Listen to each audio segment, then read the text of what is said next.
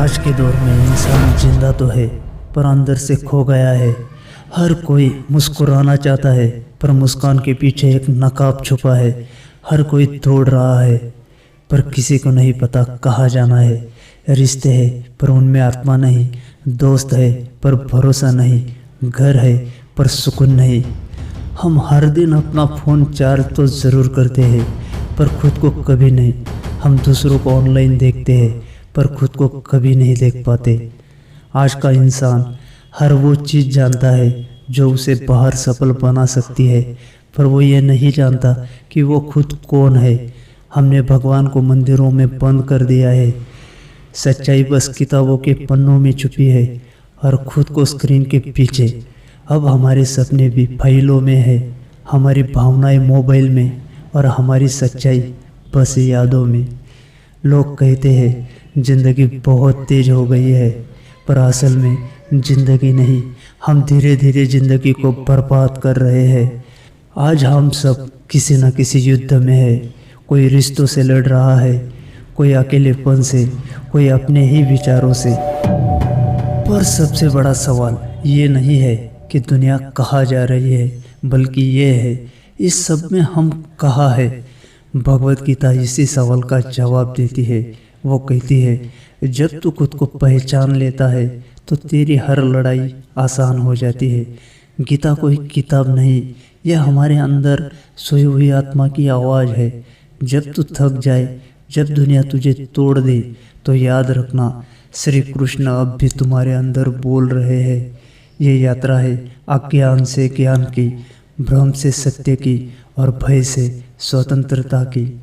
कुरुक्षेत्र का युद्ध सिर्फ दो सेनाओं का युद्ध नहीं था, वो तो हर इंसान के अंदर चलने वाला युद्ध था। धर्म और अधर्म का, सत्य और मोह का, कर्तव्य और डर का युद्ध। अर्जुन अपने जीवन का सबसे कठिन क्षण देख रहा था। सामने अपने ही गुरु, अपने भाई, अपने सगे संबंधी जिनसे उसने कभी प्रेम किया था।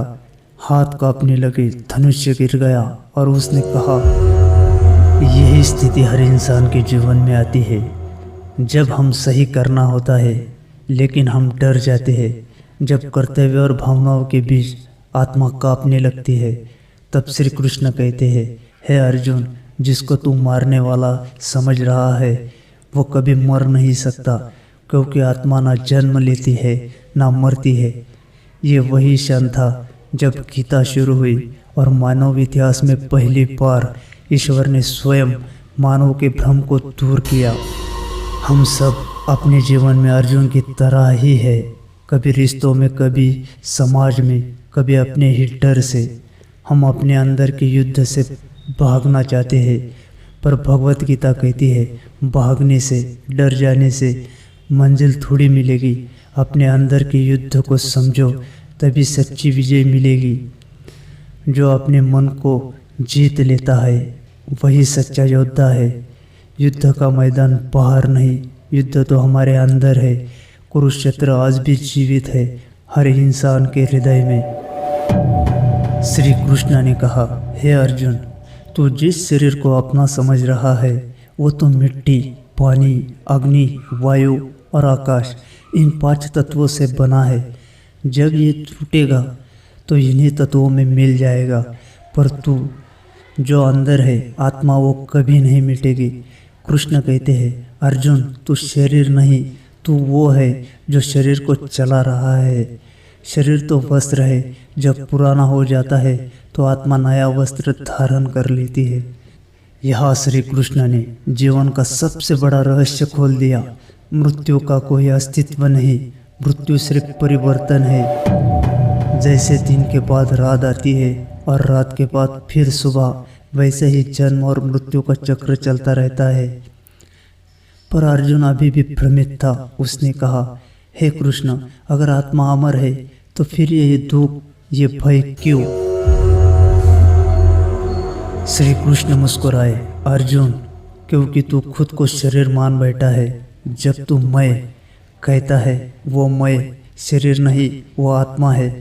पर जब तू उस आत्मा को भूल जाता है तब मोह, दुख और भय तुझे घेर लेते हैं। दुख तभी होता है जब हम किसी चीज़ से जुड़ जाते हैं जो स्थायी नहीं है, शरीर बदलता है, लोग बदलते हैं, हालात बदलते हैं, पर जो तू अंदर है वह सदैव एक समान रहेगा। जो सुख दुख, हानि लाभ, जय पराजय में सम्मान रहे, वही योगी है। जो इस आत्मा को जान लेता है वो किसी से द्वेष नहीं करता, किसी से डरता नहीं और किसी से मोह नहीं करता। वो जान लेता है जब आत्माएं एक ही परमात्मा का अंश है, जैसे अनक तरंगे समुद्र से उठती है पर सबकी जड़ वही जल है। अर्जुन सुनता रहा और धीरे धीरे उसका भय कम होने लगा। श्री कृष्ण के शब्दों ने उसके अंदर एक अंधकार को चीर दिया। उससे पहले पार लगा। हाँ, मृत्यु से बड़ा कोई भय नहीं। जब मृत्यु ही भ्रम है तो अब डर किस बात का। यही है आत्मा का ज्ञान। जब तू खुद को आत्मा मान लेता है तो संसार का कोई भी भय तुझे पर असर नहीं करता। अब अर्जुन थोड़ा स्थिर है, पर उसके अंदर अब भी सवाल है, अगर आत्मा अमर है तो फिर मुझे युद्ध क्यों करना चाहिए। वहीं से शुरू होता है कर्मयोग, जहाँ श्री कृष्ण बताते हैं कर्तव्य ही पूजा है। ये वही स्थान है जहाँ गीता जीवन से जुड़ती है, जहाँ श्री कृष्ण हमें सिखाते हैं काम करते हुए भी कैसे शांत रहे। अर्जुन अब थोड़ा संभल चुका था। उसने कृष्ण से पूछा, हे माधव, अगर आत्मा अमर है तो क्या मुझे यह युद्ध करना ही चाहिए। श्री कृष्ण मुस्कुराए और बोले, हे अर्जुन, तेरा जन्म केवल शादी, बच्चे, उपभोग या खाने पीने के लिए नहीं हुआ है। तेरा जन्म कर्म करने के लिए हुआ है। कर्म से ही जीवन चलता है, कर्म से ही दुनिया टिकती है। तेरा अधिकार केवल कर्म करने में है, परिणाम में नहीं। जब तू फल की इच्छा से कर्म करता है तब तू बंध जाता है, पर जब तू बिना इच्छा, बिना अहंकार के कर्म करता है तब तू मुक्त हो जाता है। जीवन का सबसे बड़ा रहस्य यही है। हम परिणाम चाहते हैं। हर छोटा या बड़ा काम करें तो हमें तुरंत फल चाहिए, क्योंकि हमने कर्म को एक तराजू में रखा है। वो तराजू सिर्फ फल को नहीं गिनता, वो हमें ईर्ष्या, लालच, गलत संगत और बर्बादी की तरफ ढकेल देता है। हम काम इसलिए करते हैं क्योंकि हमें कुछ चाहिए, पर कृष्ण कहते हैं कर्म को पूजा बना दो, फल की चिंता छोड़ दो, जो मिलेगा वही न्याय है, अन्याय नहीं। अर्जुन चुप था, सोच में डूबा था। उसने कहा, हे केशव, अगर मैं जीत गया तो अहंकार, अगर हार गया तो दुख, दोनों कैसे छोड़ूं। श्री कृष्ण बोले, जब तू कर्म भगवान को समर्पित कर देगा तब ना जीत तेरी होगी ना हार, सब उसी का होगा, बस तू माध्यम बन जा। देख अर्जुन, जब तू हर कर्म ईश्वर को अर्पण करके करेगा तो तू थकेगा नहीं, डराएगा नहीं, तू बस कर्म करेगा प्रेम से, निस्वार्थ होकर। जो कर्म से भागता है वो जीवन से भागता है, और जो कर्म को पूजा बना लेता है वो जीवन में ईश्वर को पा लेता है। कर्मयोग हमें ये सिखाता है हम परिणाम के गुलाम ना बने, बल्कि कर्म के साधक बने। जब मन शुद्ध होगा कर्म स्वयं पवित्र हो जाएगा। यही कारण है गीता में कृष्ण कहते हैं, अपने हर कर्म को मेरे चरणों में अर्पण कर दे, तो फिर कभी दुखी नहीं होगा। अर्जुन अब समझने लगा था, कर्म सिर्फ बाहर का काम नहीं, कर्म अंदर की अवस्था है। अगर मन स्वार्थी है तो काम बंधन है, अगर मन निस्वार्थ है तो वही कर्म मुक्ति है। श्री कृष्ण बोले, हे अर्जुन, युद्ध तेरे सामने है पर असली जीत तेरे अंदर है। जैसे दीपक जलता है वैसे ही तू कर्म करता रहे, तेरा प्रकाश ही तेरा धर्म है। अब अर्जुन समझ गया कि कर्म करना ही जीवन का धर्म है, पर उसने अगला प्रश्न पूछा, हे कृष्ण, अगर कर्म इतना आवश्यक है तो भक्ति का क्या अर्थ है। वहीं से शुरू होता है भक्ति योग, जहाँ कृष्ण समझाते हैं जब कर्म समर्पण में बदल जाता है वही भक्ति है। यहाँ से गीता केवल ज्ञान नहीं प्रेम बन जाती है। अर्जुन अब कर्म समझ चुका था। उसने कहा, हे माधव, अगर मैं कर्म करता हूँ तो भक्ति का क्या अर्थ है? क्या भगवान सिर्फ मंदिर में मिलते हैं? श्री कृष्ण मुस्कुराए। उनकी आंखों में करुणा थी और बोले, हे अर्जुन, भक्ति का अर्थ पूजा नहीं, भक्ति का अर्थ है समर्पण। भक्ति तब शुरू होती है जब मैं समाप्त हो जाता है, जब तेरा हर कर्म भगवान के प्रति समर्पित हो जाता है।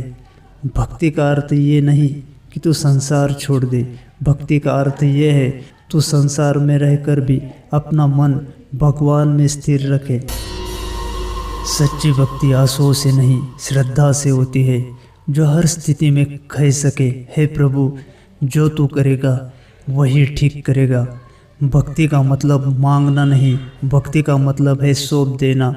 जो व्यक्ति मुझ में पूर्ण विश्वास रखता है, अपने जीवन का भार मुझ पर छोड़ देता है, मैं स्वयं उसकी रक्षा करता हूँ।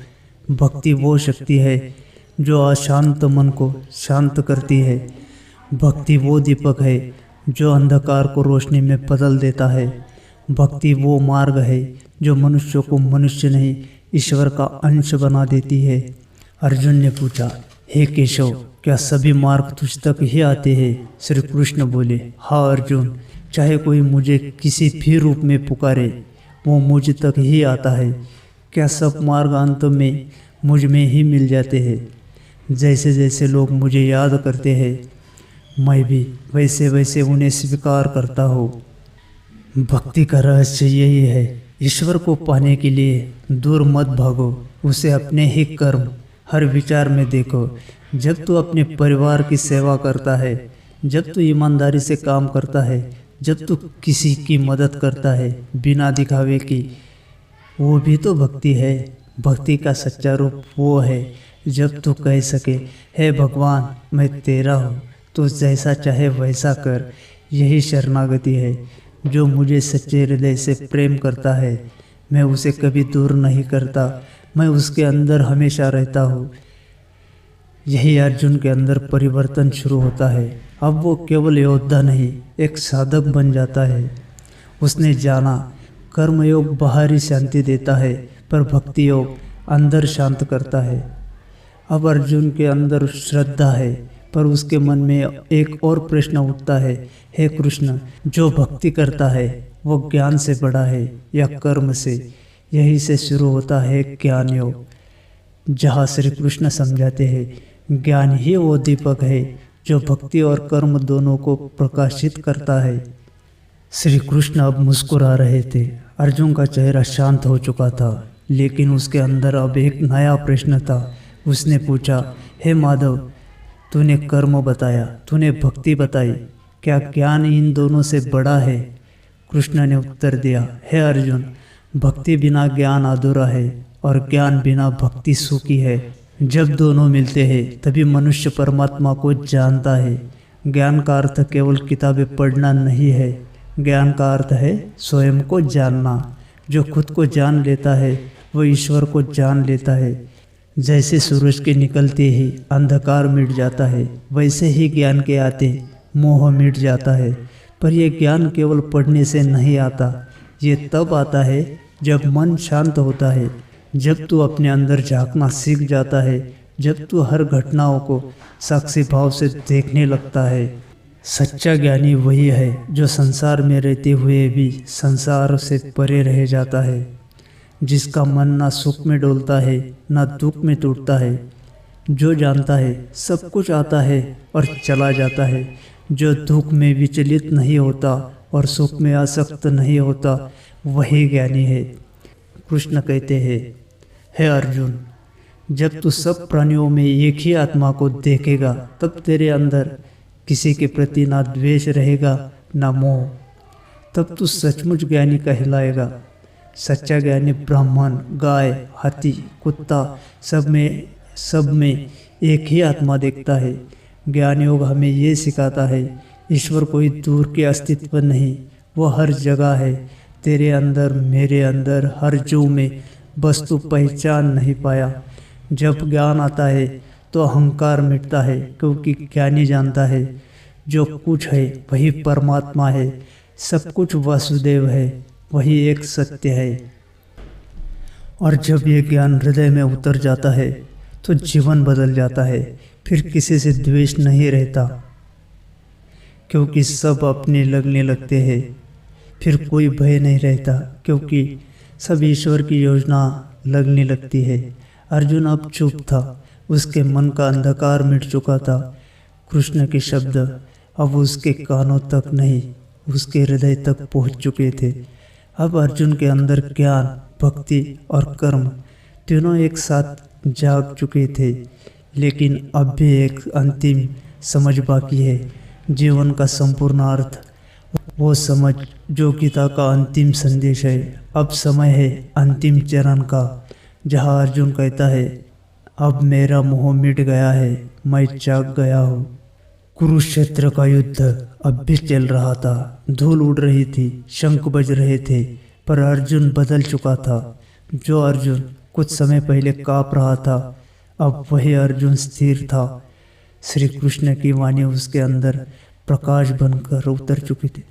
श्री कृष्ण की वाणी उसके अंदर प्रकाश बनकर उतर चुकी थी। अब उठ, अपने धर्म का पालन कर। ये युद्ध केवल बाहर नहीं, तेरे अंदर का युद्ध है। ज्ञान के खिलाफ, मोह के खिलाफ, भय के खिलाफ। जीवन में जब भी तू भ्रमित हो, जब दिशा खो दे, जब मन हार मानने लगे, तब गीता को याद करना। ना भाग, ना डर, ना रुक, कर्म कर, सत्य पर टिके रहे, फल की चिंता छोड़ दे, बस सच्चाई के साथ चल। तो अब जरा रोक कर सोचो, जिस युद्ध की बात गीता में हुई थी, वो केवल कुरुक्षेत्र का नहीं था, वो तुम्हारे अंदर युद्ध का भी प्रतीक था। हर दिन तुम किसी न किसी युद्ध में उतरते हो, कभी डर से, कभी असफलता से, कभी अपने गलत विचारों से। पर श्री कृष्ण का संदेश आज भी वही है, उठ खड़े हो जा अर्जुन, क्योंकि तेरे अंदर वही शक्ति है जो तब भी थी जब ब्रह्मांड बना था। मत भूल, तेरे अंदर एक दिव्यता है जो थक सकती है पर हार नहीं सकती। तू वही आत्मा है जो समय से परे है, जिसे कोई हरा नहीं सकता, क्योंकि वो पैदा ही नहीं हुई, वो अनंत है, अमर है। अगर मेरा वीडियो अच्छा लगे तो चैनल को सब्सक्राइब ज़रूर कीजिए, शेयर कीजिए, लाइक कीजिए। जय श्री कृष्ण।